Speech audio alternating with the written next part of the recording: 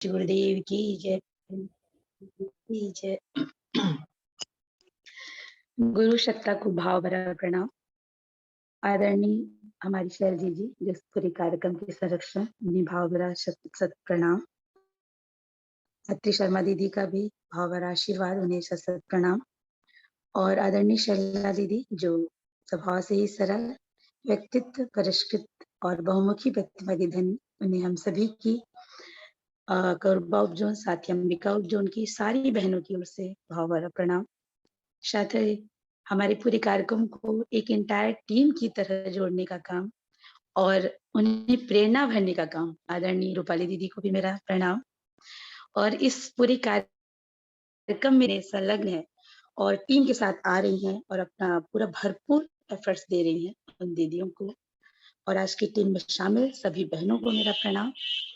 और मेरे ही उपजोन से बहुत सारे जिलों से, दूरस्थ क्षेत्रों से सबसे पहले मेरी प्यारी बहनें जो बहुत कठिनाई से के साथ अपने व्यस्तम कार्यक्रम को समय देते हुए इस कार्यक्रम में जुड़ रही हैं।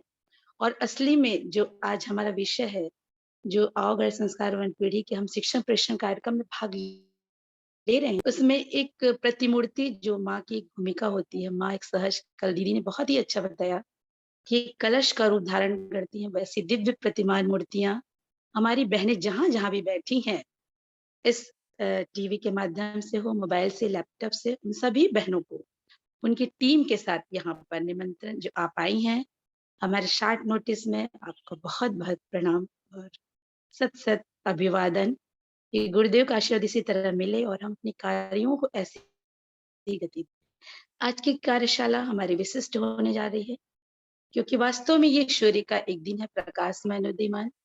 और हम जब बहनों ने एक श्रम और संकल्प जब हम ले लेते हैं तो हम पूरी तरह उतरते हैं। लगता है कि साथ इसकी गहराई कितनी है, लेकिन हम लोग उसमें पूरा उतर करके दम लेते हैं। तो देख लेते हैं कि हम कितना आगे जा पाए या ना जा पाए, पर गुरुदेव की साधना का अगर कण अगर हमारे में जरा सा भी जगह है और वो हमें प्रेरणा दे, तो क्या वो प्रेरणा बरस सकती है और कितनी बहनों तक जा सकती है। वो प्रयास हम अंत तक छोड़ते नहीं हैं और साथ रात दिन एक करते हैं। हर बहन ने ये प्रयास किया है। तो इस बहनों की संख्या को देख के लगता है कि आज और भी अधिक जुड़े। और जैसा कि दीदी ने कहा है कि जो हमारा ग्रुप बन गया है, हमने आज ही ग्रुप बनाया है, दीदी का सुबह फोन आया था, ग्रुप बन चुका है, आप बहनें को शामिल हैं और उसमें आपका रजिस्ट्रेशन दिया जाएगा। शाम तक उसे और ज्यादा भर लें और अपना प्रशिक्षण बहुत ही सरल तरीके से हमारे बीच आज का विषय लेकर हमारी रूपाली दीदी आ रही हैं, जो कि मैं क्या कहूँ कि हम सभी जब आओ गढ़ संस्कारवान जानते थे तो रूपाली दीदी का फ़ोन आता था कि हरिद्वार चलना है और आपको तो दीदी चलना ही है। उनकी बात में ये ताकत रहती थी कि लगता था कि पैर आगे ही बढ़ जाएगा। पर कभी हम सर्विस में हैं या कोई अपनी प्रॉब्लम में नहीं जा पाते, पर अपनी बहनों के समूह को ज़रूर भेजते। और वास्तव में हमारे मैन पार्ट से जुड़ रही हैं दीदी रामेश्वरी माझी दीदी, वीणा दीदी और बहुत सारी हमारे जसपुर से दीदी लोग जो जुड़ रही हैं, शशि पैकर दीदी, रुनिया राजपुर से और अंजना प्रेम नगर, अंबिकापुर से हमारे मीनू दीदी, सरस्वती, शांति दीदी, बहुत सारी दीदियों के प्रयास से ये जो टीम तैयार हो रही है, वो उसकी प्रेरणा स्रोत दीदी रही हैं। और अब विशेष प्रयास रहा, पहले भी मुझे लगता था कि इस क्षेत्र में हम काम नहीं कर पा रहे। पता नहीं अचानक प्रेरणा बनी कि हम भी एक टीम बनाए यहाँ पर और आपका मार्गदर्शन रहा, तो दीदी का बहुत सरल व्यक्तित्व, बहुत कल जो क्लास लिए, जब हमने नए लोग को जोड़ा तो नए लोग खुद बोल रहे हैं कि नहीं, नहीं बहुत दीदी ने बहुत अच्छे से बताया। जिनमें लोक मंगल की अ, उतरने की, छलछला देने की एक माँ का व्यक्तित्व कि उसे हमें पूरा करके छोड़ना है। गुरुदेव के वो सपने साकार करके दिखाने हैं, भावी पीढ़ी के रूप में उन्हें उतारना है। और वो कैसे उतरे, वो कैसे तैयार हुए, उसका पूरा वातावरण कैसे बने, इस विषय को लेकर हमारी दीदी आदरणीय रूपाली गांधी जी हमारे बीच आ रही हैं। उनका हृदय से बहुत-बहुत स्वागत। प्रणाम दीदी।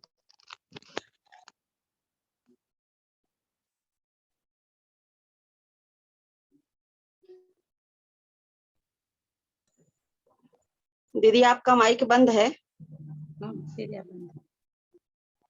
मैं अनम्यूट नहीं हो पा रही। हाँ, हो गई। हाँ, अब आ गया। हाँ, लक्ष्मी दीदी बहुत बहुत प्रणाम, धन्यवाद। प्रथम वंदनीय प्रातः स्मरणीय शांति कुंज की परम गुरु सत्ता के चरणों में नमन वंदन करते हुए दीदी, मैं बस ये कहना चाहूंगी कि ये गुरुदेव की प्रेरणा और चेतना है जो हम सभी बहनों पर सवार होकर कार्य करा रही। हम तो नगण्य मात्र है, हमारा कोई अस्तित्व नहीं गुरु जी की चेतना के सामने, बस वही काम कराते हैं। आप सभी का साथ और प्यार मिल रहा है तो ये कारवां आगे बढ़ रहा है। अब हम सीधे अपने विषय की ओर बढ़ते हैं, क्योंकि आज 2 विषय हैं, अपने पास 2 कक्षाएं हैं, 2 वक्ता हैं, तो आप सभी से नीरज बना करके रखेंगे और दोनों कक्षाएं बहुत ही ज्यादा महत्वपूर्ण है। सबसे प्रथम कक्षा है आदर्श दिनचर्या की। उसके पहले 1-2 सूचना मैं देना चाहूंगी। कल की क्लास की जो रिकॉर्डिंग है वो उपलब्ध हो चुकी है। वैसे कल हमने सारे ग्रुप में डाल दिया था, लेकिन फिर भी यदि किसी को नहीं मिल पाई है वो रिकॉर्डिंग, तो आप अपने क्षेत्र की जिम्मेदार बहनों से, ब्लॉक समन्वयक या जैसे आपके अलग अलग ब्लॉक में जो जिम्मेदार बहनें हैं, उन बड़ी बहनों से आप रिकॉर्डिंग मांग लीजिएगा। हम फिर से आज डाल देंगे। कल के क्लास की रिकॉर्डिंग और पीपीटी दोनों एक साथ मिलेगी। साथ ही आज के क्लास की रिकॉर्डिंग और पीपीटी भी हम शेयर करेंगे। वो इसलिए क्योंकि अंतिम 3 दिनों में कार्यकर्ताओं को अपना प्रस्तुतिकरण देना है। कुछ 2-2 स्लाइड, एक-एक 2-2 स्लाइड पे जिस तरीके से उन्होंने सुना, समझा और सीखा है, वो प्रस्तुतिकरण प्रस्तुत करना है। तो उस दृष्टिकोण से आप लोग कक्षा अटेंड करेंगे कि आपको ऐसे ही प्रस्तुतिकरण अपना देना है। तो जो बहनें इच्छुक हैं वो अपना नाम भी लिखाती जाए अपने क्षेत्र की बड़ी बहनों के पास, हमको मिल जाएगा, प्रस्तुतिकरण कर दिया जाएगा। तो और साथ में आज रजिस्ट्रेशन भी कर लें और रिकॉर्डिंग जरूर रोज के रोज देख करके उसके नोट्स तैयार करें। चलिए सीधे सीधे कक्षा की ओर बढ़ते हैं। लक्ष्मी दीदी, मीनाक्षी दीदी का एक छोटा सा परिचय देके उन्हें आमंत्रित करेंगे। दीदी आपका माइक बंद है, दीदी आपका माइक बंद है। हाँ, धन्यवाद रूपाली दीदी। अब मैं यहाँ पर मीनाक्षी दीदी को आमंत्रित करना चाहूंगी। मीनाक्षी दीदी का बहुत सरल सा सीधा सा स्वभाव और परिचय, हम दीदी से बहुत पहले ही मिल चुके हैं और कई बार कार्यशाला अटेंड की, लेकिन पूरे डॉक्यूमेंट्री फिल्म जैसे कि नशा के ऊपर हो या व्यक्तित्व पर हो, और जो आओ गए संतान विषय पर हमारा शिक्षा प्रशिक्षण कार्यक्रम है, उसमें जो डॉक्यूमेंट्री फिल्म हमारी जारी हो रही है, लगभग 3.5 लाख लोगों ने देखा है। उसमें दीदी की पूरा अथक प्रयास, श्रम है, उनकी आवाज है, तो हम सभी उसे देखते, सुनते, समझते आ रहे हैं। उसमें दीदी का प्रेरणा स्रोत काम रहा है।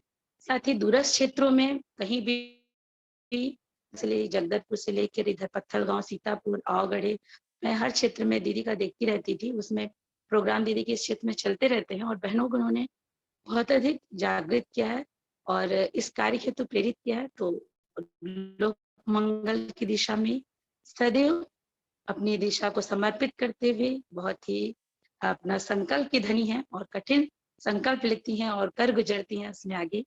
आइए दीदी, यहाँ भाव भरा स्वागत मीनाक्षी दीदी का इस विषय को लेकर के हमारे बीच आ रही है। बहुत बहुत धन्यवाद आदरणीय लक्ष्मी दीदी। हमारी आवाज आ रही है? हमारी आवाज आ रही है दीदी? अच्छा, हाँ, अच्छे से क्लियर है ना? चलिए ठीक है। बस जैसे कि आप परिचय दे रहे थे, बस कुछ नहीं, आप सबका प्यार और स्नेह हमारे प्रति बना रहे ताकि हम पूज्य गुरुदेव के कार्य को बेहतर सकें। और वास्तव में इस गर्भ विज्ञान को हो, चाहे गुरुदेव के जो भी विचार हैं, संदेश हैं, उनको हम जन जन तक पहुंचाने के लिए उसके लिए हम कुछ कर सकें। उसके लिए चाहिए कि हमारा मनोबल, हमारा प्रोत्साहन, जो कि एक दूसरे से ही मिलता है। आप सभी इस बात को महसूस करते होंगे और छोटी बहन समझकर मुझे तो शायद ज्यादा ही चाहिए प्रोत्साहन और प्रेम और स्नेह, जो लेकर के मैं गुरु का स्मरण करके आज दिनचर्या की करते हैं। आज 2-2 विषय चूंकि होना है, तो सबसे बड़ी बात है कि आज धैर्य का परीक्षा होने वाली है। तो हम सब लोग अपने धैर्य का परिचय आज देने की कृपा करेंगे, क्योंकि प्रस्तुतिकरण का जो दिन था वो 2 ही दिन हमें मिल रहा था, तो हम लोगों ने सोचा कि 3 दिन होना चाहिए। इसलिए थोड़ा सा आगे पीछे समय को भले ही कर लेंगे और एक दिन में 2 कक्षा पूरा करने का प्रयास करेंगे। वैसे आप सभी जानते हैं, और हमारे छत्तीसगढ़ से तो कम से कम 400-500 की संख्या शांति कुंज जाकर के गर्भ संस्कार का प्रशिक्षण कर चुकी हैं। लेकिन लेकिन आज ये प्रशिक्षण की आवश्यकता इसलिए पड़ रही है क्योंकि मानवीय मस्तिष्क की संरचना ही ऐसी कुछ बनी है कि अगर जुड़े रहो, करते रहो, तब तो स्मरण में बना रहता है। और अगर अभी तो कोरोना काल में 2-2 वर्ष हमारा छूट गया काम, तो इसलिए उसको स्मृति में लाने के लिए ये है दरअसल। वरना मैं छोटी बहन आप लोगों को क्या प्रशिक्षण दे सकती हूँ कि, लेकिन हम लोग मिलकर के स्मरण करेंगे आज कुल मिलाकर। तो पता है कि आदर्श दिनचर्या गर्भवती की क्या होनी चाहिए, सबको मालूम है। बस ये समझेंगे यहाँ पर कि बेहतर तरीके से कैसे उनको समझा सके, शैली में कुछ हो सकता है।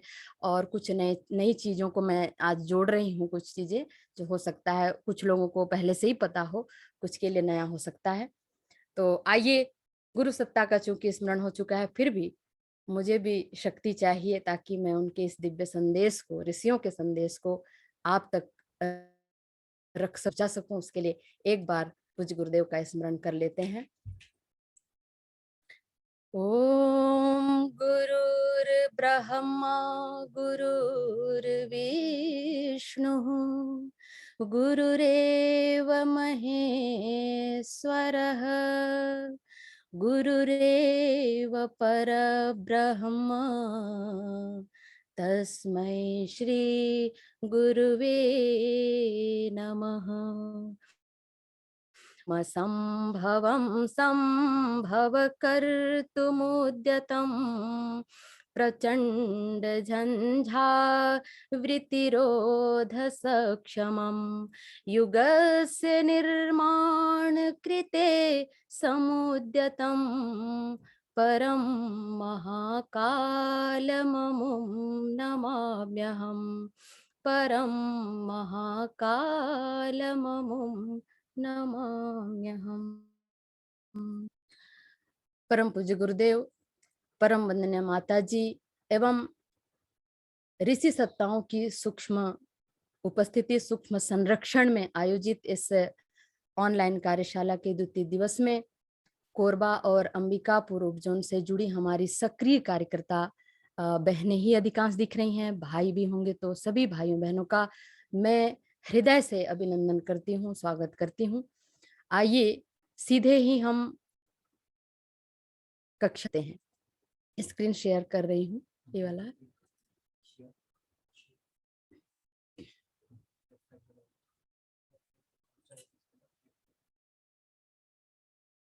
नहीं हो रहा है, पर वो नहीं दिख रहा है, नेक्स्ट प्रेजेंटेशन नहीं दिख रहा है। हाँ चलिए ठीक है, तो ये स्क्रीन दिख रहा होगा। आओ गढ़े संस्कारवान पीढ़ी। कक्षा आज हमारी है, आज गर्भवती माता की दिनचर्या है। आदर्श दिनचर्या पर हम आज चर्चा करेंगे, देखेंगे कि जो माता पिता समुन्नत, सुसंस्कारी, प्रतिभाशाली, सुशील, सज्जन शिशु को गढ़ना चाहते हैं, तो उन्हें एक नियमित और एक आदर्श दिनचर्या का पालन करना होगा। और वो दिनचर्या, उसका पालन हम कैसे कर सकते हैं, ये आगे की स्लाइड में। पहले जैसे ही गर्भधारण होता है, उसके बाद में भावी माता पिता की जिम्मेदारियां बढ़ जाती हैं।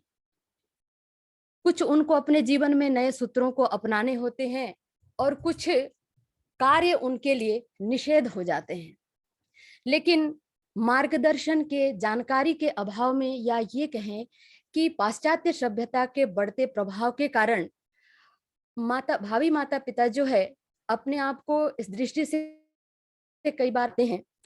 अब उसको हम किस तरीके से ठीक कर पाए जिससे कि वो एक बेहतर संस्कारवान संतान को गढ़ सकें और इस दुनिया में ला सकें, तो उसके लिए आइए हम आगे देखते हैं। उसके पहले थोड़ा सा हम एपिजेनेटिक के बारे में बात करेंगे और एपिजेनेटिक को समझने के लिए थोड़ा सा स्कूली ज्ञान को रिवाइज करते हैं, थोड़ा याद करते हैं। आइए, आपने कोशिका के बारे में पढ़ा होगा और हमारा जो शरीर है वो 500 खरब कोशिकाओं से बना होता है, 50 ट्रिलियंस कोशिकाओं से बना होता है। और शरीर में जो भी गतिविधियां होती हैं, चाहे वो प्रजनन का हो, श्वसन का हो या अभिव्यक्ति की हो, वो सब कुछ जो एक शरीर में होती है, वो सब कुछ हर एक कोशिकाओं के अंदर होती है। तो इसके बारे में बहुत विस्तृत डीपली हम नहीं जाएंगे, केवल हमको जीन एपिजीन को समझना है। तो उसके लिए कोशिका के अंदर क्या होती है और कहाँ होते हैं, उसको जानने के लिए मैं यहाँ पर ले जा रही हूँ। तो कोशिका होती है, कोशिका का चित्र आप देख रहे हैं राइट साइड में। तो एक कोशिका के बाहरी भाग में सेल मेम्ब्रेन होता है, उसके अंदर प्रोटोप्लाज्म होते हैं जिसके अंदर बहुत सारी गतिविधियां होती हैं, बहुत विस्तार होता है इसका। और उसके सेंटर पे, केंद्र पे एक न्यूक्लियस होता है, और उस न्यूक्लियस में क्रोमोसोम्स होते हैं। और क्रोमोसोम्स जो हैं वो लंबे लंबे थ्रेड को क्रोमेटिन के एक रील पे लिपटे होते हैं, जैसे कि यहाँ पर आप बाएं साइड देख रहे हैं होते हैं, और ये हिस्टोन प्रोटीन से बने होते हैं। और इस क्रोमोसोम्स के अंदर में जीन होते हैं, और जीन बने होते हैं डीएनए से। इसको भूल भी जाए तो कोई दिक्कत नहीं है, लेकिन बेहतर समझने के लिए मैंने इसे रखा। जीन का क्या काम है?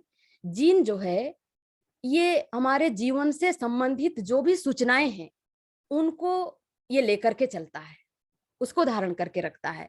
मतलब ये कहें कि पूरे जीवन का ब्लूप्रिंट इस जीन के ऊपर में कोटेड, लेकिन आज का जैसे कि कोटेड रहता है, जैसे कि हम कह सकते हैं हमारी आदतें, हमारा व्यवहार, हमारा स्वास्थ्य है, हमारी कदकाठी है, हमारी आदतें ही, ये सब कुछ इस जीन में कोटेड रहता है, और ये पीढ़ी दर पीढ़ी ट्रांसफर होता है। लेकिन यही हमारी धारणा अब तक बनी हुई है, लेकिन आज का विज्ञान कहता है कि जीन का होना पर्याप्त नहीं है। जीन जिस गुण को, जिस कैरेक्टर को वो कैरी का वो संवाहक है, वो तब तक हमारे जीवन में दिखाई नहीं दे सकता जब तक उसका प्रकटीकरण ना हो, उसका एक्सप्रेशन ना हो, तब तक वो हमारे व्यक्तित्व में दिखाई नहीं दे सकता। और इस जीन के एक्सप्रेशन के समय, नॉन एक्सप्रेशन के समय, या जीन के ऑफ होने के समय, या ऑन होने या ऑफ होने में डीएनए सीक्वेंस में कोई परिवर्तन नहीं आता। जैसे इसकी डीएनए का जो क्रमबद्धता होती है, उसका जो अनुक्रम होता है, उसके सीक्वेंस में कोई परिवर्तन नहीं आता। डीएनए चेंज नहीं होता है, क्या चेंज होती है, तो उसे जीन जो है दिखाता है। और इस विज्ञान को हम कहते हैं एपिजेनेटिक्स।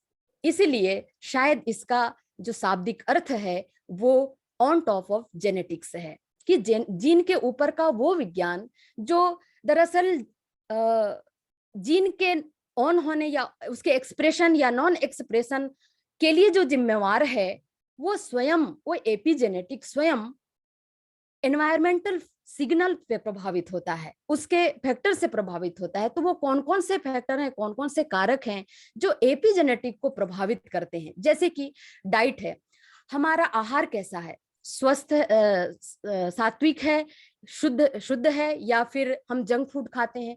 हमारा लाइफ स्टाइल कैसा है, हमारे जीवन में तनाव का स्तर कितना है, हम जिस क्षेत्र में रह रहे हैं, जैसे कि हमारा कोरबा का क्षेत्र है, हमारा रायगढ़ का क्षेत्र है, पॉल्यूशन थोड़ा अन्य क्षेत्रों की अपेक्षा ज्यादा है, तो जिस वातावरण में हम रह रहे हैं, जिस क्षेत्र में, उसका वायु प्रदूषण का स्तर कितना है, फिर रेडिएशन एक्सपोजर, मतलब 24 घंटा मोबाइल में चिपके रहते हैं, या फिर हम कंप्यूटर से संबंधित जुड़ी हुई कार्य करते हैं, या फिर ये कहें हमारे जो आंतरिक संबंध है, हमारे घर का जो वातावरण है वो क्लेश कलह युक्त है, या फिर सौहार्दपूर्ण वातावरण है, किस प्रकार का वातावरण? क्योंकि जो एपिजेनेटिक्स है वो सिग्नल्स, वो नकारात्मक भी हो सकते हैं, सकारात्मक भी हो सकते हैं, दोनों ही प्रभाव उसके अंदर पड़ते हैं।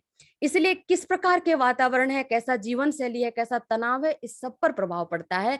और दूसरी और अगली बात है कि हमारा जो आध्यात्मिक अभ्यास, मतलब इसे हम धर्म से ना जोड़ें, कि हम जिस भी संस्था से, जिस भी देवी देवता को मानते हैं, जिस भी संप्रदाय से बिलोंग करते हैं, उसमें हमारी जो आध्यात्मिक अभ्यास है, प्रतिदिन की जो हमारी गतिविधियां हैं, अपने इष्ट से मिलन का या जो भी गतिविधियां उससे संबंधित कह लें, वो कैसा है? एग्रीकल्चरल पेस्टिसाइड के रूप में और केमिकल टॉक्सिन्स के रूप में प्रभावित होता है। और इसके ऊपर भी एक बड़ा मुद्दा है, बड़ा फैक्टर है, वो ये है, इसे समझने की आवश्यकता है कि हमारा दृष्टिकोण कैसा है, हमारा सोच कैसा है, या फिर ये कहें कि हम नकारात्मकता को, सकारात्मकता को कितने अमाउंट में, किस तरीके से ग्रहण करते हैं, हमारी क्षमता पे निर्भर करता है। तो उसे हम कहते हैं परसेप्शन या बिलीफ। और इसीलिए ने कहा है कि परिस्थितियां भले ही एक जैसी हो सकती हैं, लेकिन मन स्थिति को हम ठीक करके, हम अपने जीवन में बदलाव ला करके बेहतर तरीके से हम अपने जीवन को सुधार सकते हैं। और इसी बात को आज के वैज्ञानिक डॉक्टर ब्रूस एच लिप्टन ने बताया अपने द बायोलॉजी ऑफ बिलीफ नामक किताब में कि निश्चित रूप से जीन जो है वातावरण से प्रभावित होता है, तो हम अपनी मनस्थिति को ठीक करके जीन को भी हम कर सकते हैं। और ये जो दो प्रोसेस होते हैं उसको प्रभावित करने वाले, या डीएनए का अगर मिथाइलेशन हो जाता है, केमिकल प्रोसेस है, तो या तो जब भी डीएनए का जब मिथाइलेशन हो जाता है तो जीन जो है साइलेंस हो जाता है, दिखाई नहीं देता, वो हमारे व्यक्तित्व में उभर कर नहीं आता। और दूसरा, ये जो हिस्टोन बॉडी जो क्रोमेटिन पर लिपटा हुआ है, ये अगर लूज हो जाए या फिर टाइट हो जाए तो इन दोनों में या तो जीन एक्सप्रेस होगा या फिर नॉन एक्सप्रेस भी हो सकता है। तो देख रहे हैं, environmental factor do not change the DNA change, मतलब डीएनए चेंज नहीं होता है, बल्कि उसके एक्सप्रेशन को ये दो प्रोसेस प्रभावित करते हैं। तो इस तरीके से ये प्रभावित होता है। एक मैगजीन पे छपा, टाइम मैगजीन पे छपा था, why your DNA isn't your destiny, मतलब डीएनए हमारे भाग्य का निर्माता नहीं है। और ये सही बात है, अगर डीएनए भाग्य का निर्माता होता तो फिर जी पैदा हो रहे हैं वो सभी अपने माता पिता के कार्बन कॉपी होते, लेकिन ऐसा नहीं होता। ट्विंस बेबी पे, जुड़वा बच्चों पे इस पर रिसर्च हुआ तो उसमें पाया गया जन्म के तुरंत बाद ही बच्चों को दोनों को अलग अलग किया गया, एक को माँ के पास, दूसरे को दूसरे वातावरण में, और दोनों को देखा गया कि दोनों ही अलग विभिन्न व्यक्तित्व बनकर आए। दोनों के जीनोम सिमिलर थे, जीन मतलब उनका आईक्यू भी सेम था, लेकिन जब दोनों को मिलाया गया और साथ में रखा गया तब भी देखा गया कि एक की रुचि संगीत में है और दूसरे की रुचि खेल में है।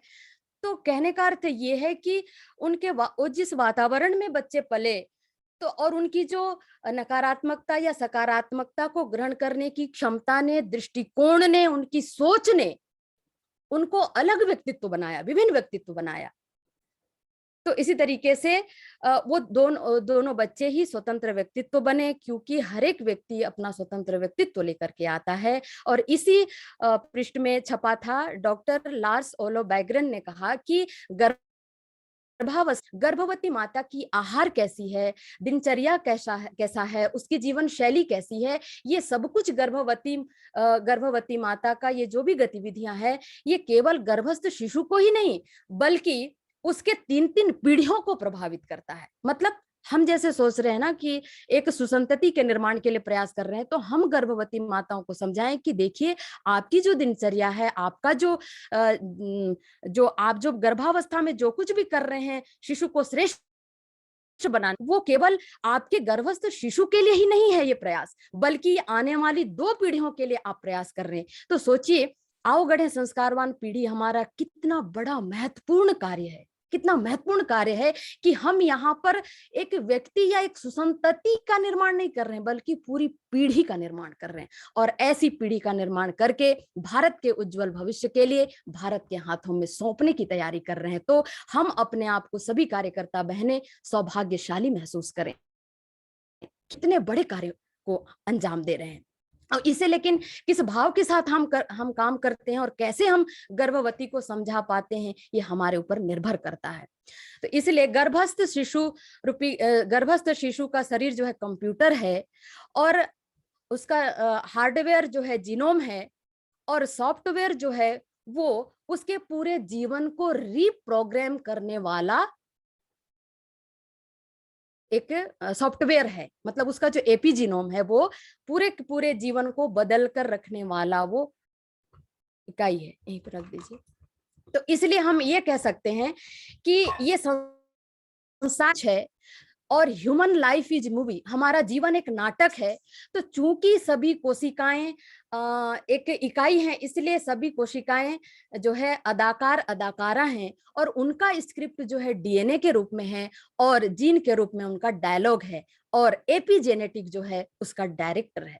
और आप सबको पता भी है, हम सब जानते हैं कि डायरेक्टर जो चाहता है वही मूवी बनकर निकलता है। तो ये जो एपिजेनेटिक जो है, ये कुछ डायलॉग बुलवा करके, कुछ को न बुलवा करके जीवन रूपी नाटक के पूरे अर्थ को ही बदल सकता है। यही है एपिजेनेटिक का विज्ञान। और इस विज्ञान का हमारे आहार के साथ क्या संबंध है, थोड़ा यहाँ समझते हैं। एक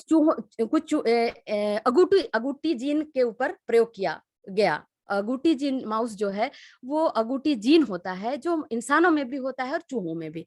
तो इन चूहों को सामान्य भोजन दिया गया, कोई ध्यान नहीं रखा गया, जो भी मिल रहा है, जैसा भी मिल रहा है इन्होंने ले लिया। तो देखा गया कि इनके जो बच्चे जन्म लिए वो पीले कलर के, मोटे मोटे, और इनके अंदर कैंसर और डायबिटीज की संभावना अधिक थी।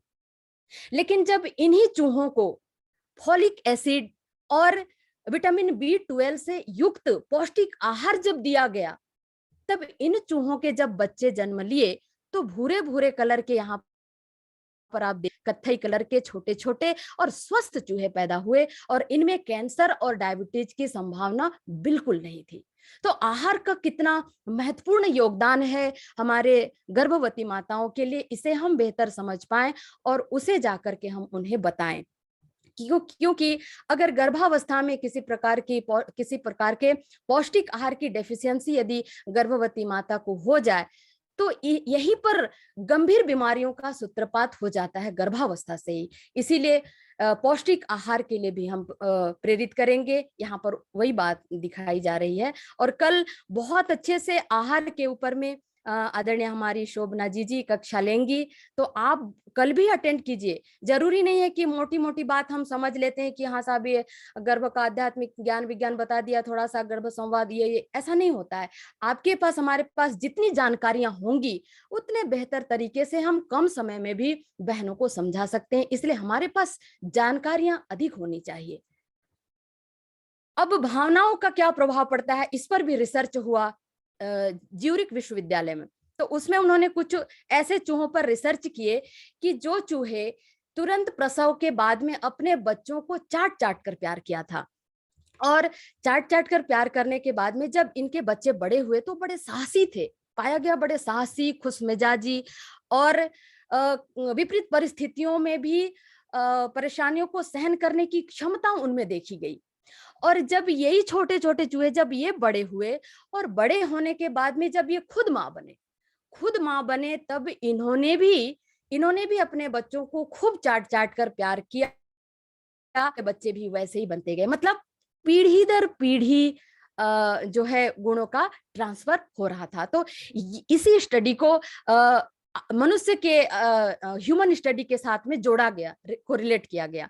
तो पाया गया कि जो बच्चे बचपन से ही मानसिक उत्पीड़न के शिकार होते हैं, शारीरिक उत्पीड़न के शिकार होते हैं, या फिर जिन गर्भवती माताओं को गर्भावस्था के दौरान किसी तनाव झेलना पड़ता है या संघर्षपूर्ण वातावरण में उनको जीना पड़ता है, चाहे वो पति के माध्यम से मिले, चाहे परिवार वालों के माध्यम से मिले, चाहे वो स्वयं के सोच के कारण वो डिप्रेशन में, टेंशन में अगर जीती हो, तो ऐसे बच्चे जब जन्म लेते हैं बहनों, तो वो जो है बच्चे, अधिकांश बच्चे इस प्रकार के शिजोफ्रेनिया, बॉर्डरलाइन पर्सनालिटी डिसऑर्डर, ये सब जो है बड़े बड़े जो बीमारियों के नाम रेड कलर में दिख रहे हैं ना, ये सब घातक मानसिक विकार है।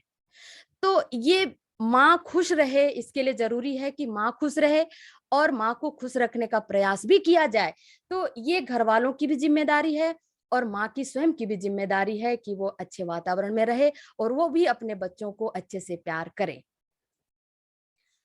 अच्छा, ये जो क्रोमेटिन में ये कैसे आते हैं, ये सूत्रपात गर्भावस्था में कैसे इनका सूत्रपात होता है इन बीमारियों का, तो देखिए बड़ा गंभीर सोचने वाली बात है कि जिस समय अभी गर्भ में अभी बच्चा 1 माह का भी नहीं हो पाया है, भ्रूण जो है उसका जब उसका वितरण होता रहता है, सेल डिवीजन हो रहा होता है, तो उस समय इन कोशिकाओं को पता भी नहीं है अभी कि कौन सी कोशिका मसल्स की बनेगी, कौन सा स्टमक का बनेगा, कौन सा ब्रेन का बनेगा, कौन सा लिवर का बनेगा, किसी को कुछ पता नहीं है। जरा सोचिए, माँ को भी कुछ पता नहीं है, तो इसे कौन चला रहा है? एक सुपर पावर ही इसको चला रहा होता है। कितना कॉन्शियस प्रोग्राम चल रहा होता है, कितना इंटेलिजेंट प्रोसेस चल रहा होता है, इसे कोई सूक्ष्म सत्ता ही इसको चला रही होती है। तो लेकिन ये माँ कैसे इसे मतलब माँ कैसे इसका चयन करती है फिर ये अच्छे बुरे संस्कारों का?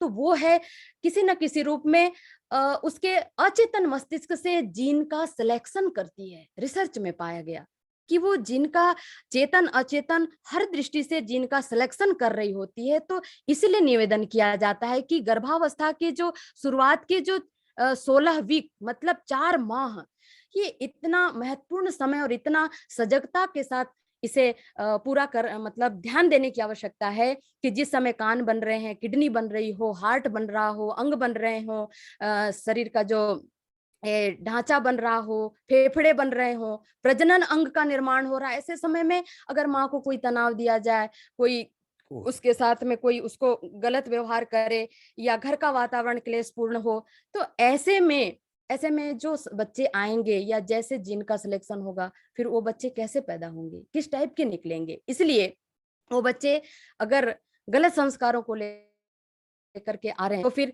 न केवल गर्भस्थ शिशु दुखी होगा, परेशान होगा या उसका जिंदगी बर्बाद होगा, बल्कि पूरा का पूरा परिवार और पूरा का पूरा समाज उससे प्रभावित होता है। इसलिए ये जो समय है, इस समय और पूरे पूरे 9 माह हमको बहुत ध्यान के साथ में, एकाग्रता के साथ में पूरे 9 माह के दिनचर्या को पालन करने की आवश्यकता है। अब क्या होता है उस समय, अब माँ को तो पता नहीं है, लेकिन उस समय अगर उसका बाहर का वातावरण अच्छा नहीं है, अच्छा पौष्टिक आहार नहीं मिल रहा है और इस प्रकार के जितने भी नेगेटिव जितने भी उसको उसके कारक है जो भी हमने इधर पिछले चर्चा किया है, वो क्या करते हैं, वो इस डिजीज के जीन को एक्सप्रेस कर देते हैं, ऑन करते हैं, डिस्कवर कर देते हैं। तो इतनी सारी चीजें इधर जो दिख रही हैं, ये सारी बीमारियां बड़े होकर के बच्चे के अंदर दिखाई पड़ने लगते हैं। लेकिन दूसरी तरफ, स्लाइड के दूसरी तरफ हम ये सोचें कि उस समय इस समय जब ये 4 माह का जो शुरुआत का जो समय होता है, इस समय यदि एपी जीन को अगर पॉजिटिव सिग्नल्स मिल जाएं, मतलब माँ का आहार अच्छा हो जाए, माँ की दिनचर्या अच्छी हो जाए, गर्भ संवाद करे, गर्भ संगीत करे, अच्छा पौष्टिक आहार ले और सत्संग प्रवचन अच्छा से श्रवण करे, जप यज्ञ ध्यान प्राणायाम योग से युक्त उसका दिनचर्या हो, तो फिर वो अच्छे अच्छे गुणों को लेकर के आती हैं। और ये गुण केवल उसी गर्भस्थ शिशु को ही नहीं, ये देख रहे हैं यहाँ पर पॉजिटिव सिग्नल से नेगेटिव सिग्नल, तो वो जो गुण है वो तीनों पीढ़ियों को मिलता है, तीनों पीढ़ियों में ट्रांसफर होता है। इसीलिए हम यहाँ पर केवल एक बालक का या एक शिशु का ही निर्माण नहीं कर रहे होते हैं, बल्कि पूरी पीढ़ी, 3 पीढ़ी का निर्माण हम कर रहे हैं। ये बात हम गर्भवती माताओं को बताएं। नेचर मतलब ये जीन की प्रकृति, ये पर्यावरण वातावरण का प्रभाव और एपिजेनेटिक, के तीनों मिलकर के ही एक व्यक्तित्व को, एक जीव को जन्म देते हैं। इसका सार क्या है? इसका सार ये है कि भ्रूण जो है वो स्पष्ट रूप से वातावरण के प्रभाव के प्रति संवेदनशील होता है, और वो प्रभाव अगर अच्छा है तब तो अच्छा प्रभावित करेगा, बुरा है तो बुरे दृष्टि से उसका प्रभाव पड़ेगा। उस शिशु के हेल्थ के लिए, उसके ग्रोथ के लिए, मतलब वृद्धि के लिए, उसके विकास के लिए और उसके प्रजनन स्वास्थ्य के लिए भी ये बहुत ही प्रभाव उनको प्रभावित करता है। और ये एक पीढ़ी नहीं बल्कि 2 और पीढ़ियां भी प्रभावित होती हैं। इसलिए हम सबकी जिम्मेदारी है कि गर्भवती माता को बताएं कि वो जो है अनावश्यक रूप से किसी भी वातावरण के, इस प्रकार के बुरे वातावरण के प्रभाव में वो उसके संपर्क में ना आए। ये है संस्कार परंपरा, यहाँ पर इसका ये फॉन्ट चेंज हो गया है, संस्कार परंपरा। तो इसी बात को हमारे जो ऋषि थे वो अच्छे से जानते थे, इसलिए जो है संस्कार परंपरा को पुनर्जीवित किया, क्योंकि अचेतन की क्लीनिंग संस्कारों से ही हो सकती है। इसलिए गर्भावस्था में गर्भाधान, फिर पुंसवन, उसी को हम कहते हैं गर्भाधान, और सीमंतोन्नयन और पुंसवन तीनों को मिलाकर के एक ऐसा चूर्ण बना दिया गया है और तीनों की शिक्षाओं को, विद्याओं को एक साथ जोड़ दिया गया है। और यही बात हम गर्भवती माताओं को बताने का प्रयास करते हैं, और आप सभी जानते हैं, बेहतर इसे समझाते होंगे। क्योंकि जितने भी संस्कार आप देखे होंगे वो सब बचपन में ही ज्यादा होते हैं। क्योंकि उस समय अचेतन बच्चों का बहुत ज्यादा सक्रिय होता है, और उस समय अचेतन का परिष्कार, अचेतन की क्लीनिंग बहुत अधिक मात्रा में, मतलब हमारे लिए एक अच्छा वातावरण या अच्छा उपाय होता है कि उस समय हम अगर इन गतिविधियों को अगर करें तो अच्छे से उसका परिष्कार किया जा सकता है। तो इसीलिए हम बहनों को समझाएं कि आपकी जो दिनचर्या है वो बेहतर होनी चाहिए। और एक चीज मैं यहाँ पर बताना भूल गई कि जैसे कई पीढ़ियों तक जाता है, यहाँ पर हिरण्यकश्यप का उदाहरण आप ले सकते हैं कि जीन तो सिमिलर, जीन तो डीएनए जीन तो हिरण्यकश्यप का था, लेकिन जो प्रहलाद जन्म हुआ वो इतना विपरीत कैसे पैदा हुआ? क्यों? क्योंकि वातावरण ने उसको, माँ की सोच ने, माँ की भावनाओं ने उसको ऐसा व्यक्तित्व बनाया जो केवल प्रहलाद ही ना कहें, उसे भक्त प्रहलाद के रूप में वो जन्म लिया। तो अब इस दिनचर्या में हम इन 8 सूत्रों को किस तरीके से फिट करें, इसके बाद ये लाउड एंड क्लियर है कि नियमित हो दिनचर्या माँ की, यह भी बहुत जरूरी है। स्वस्थ सुगढ़ पीढ़ी की इच्छा इसके बिना अधूरी है। एकदम क्लियर है कि जो माता पिता श्रेष्ठ सुसंस्कारी संतान को जन्म देना चाहते हैं, उन्हें स्वस्थ सुगढ़ पीढ़ी या की इच्छा रखते हैं, तो फिर उन्हें नियमित दिनचर्या का पालन अवश्य करना होगा, क्योंकि अस्त व्यस्त दिनचर्या से स्वस्थ और श्रेष्ठ संस्कारवान संतान को जन्म देना मुश्किल है।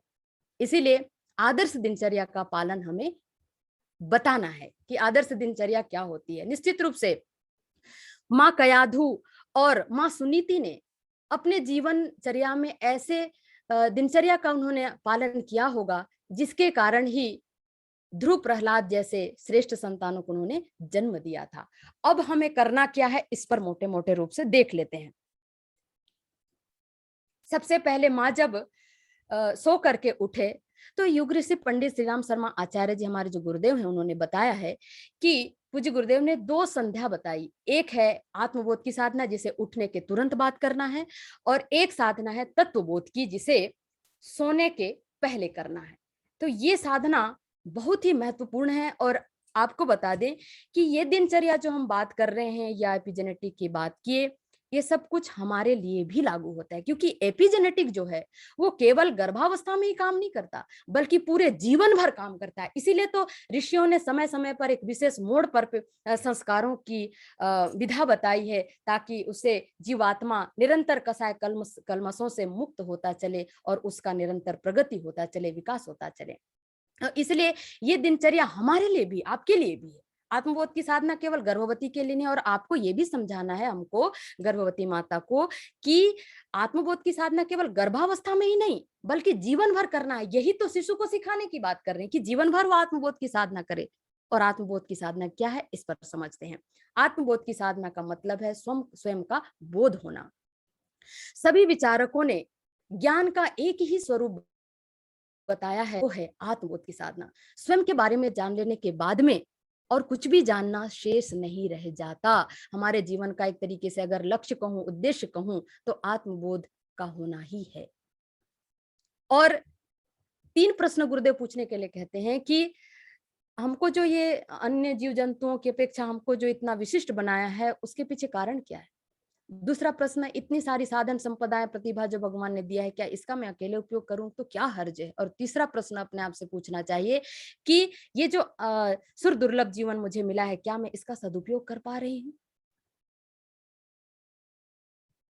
अगर सदुपयोग कर पा रही हूँ, अगर प्रश्न आता है, तो उसका उत्तर ये कि आप संयमी बने बिना, सदाचारी, पुरुषार्थी और उदार, सज्जन, हंसमुख बने बिना हम अपने सुर दुर्लभ जीवन को का सदुपयोग नहीं कर पा रहे हैं। इसलिए इन्हीं दिव्य गुणों के विकास के लिए, इन्हीं दिव्य गुणों को बढ़ाने के लिए अपने जीवन की रीति नीति में आदर्शवादिता का और उत्कृष्टता का, साहस का, पुरुषार्थ का समुचित समावेश होना चाहिए। इसलिए आत्मबोध की साधना होती है। और दूसरी बात, जब हम आत्मबोध मतलब एक नया जीवन और तत्वबोध मतलब एक नया मरण, एक दिन का जो दिन हमें मिलता है वो एक नया जन्म के रूप में उसे माने, उतने ही हमको मिला है। और रात को जब हम सो जाएं तो हम सोचें कि आज हमारी मृत्यु, एक नया मृत्यु। मतलब जीवन और मृत्यु से संबंधित विचारणाओं पर अगर नित्य मनुष्य विचार करता चले तो उसके भीतर में एक हलचल उत्पन्न होता है, और हलचल जो है उसके चिंतन चरित्र को, उसके क्रियाकलाप को व्यवस्थित बनाता हुआ चला जाता है। तो गर्भवती माता यहाँ पर दो तरीके से आत्मबोध की साधना करेगी। एक तो स्वयं संकल्प लेगी कि आज मैं दिन भर जो मुझे बेहतर समय मिला है, इसमें मैं गर्भस्थ शिशु को श्रेष्ठ संस्कारों को देने के लिए मैं बेहतर प्रयास करूंगी, ऐसा एक स्वयं के लिए वो संकल्प ले।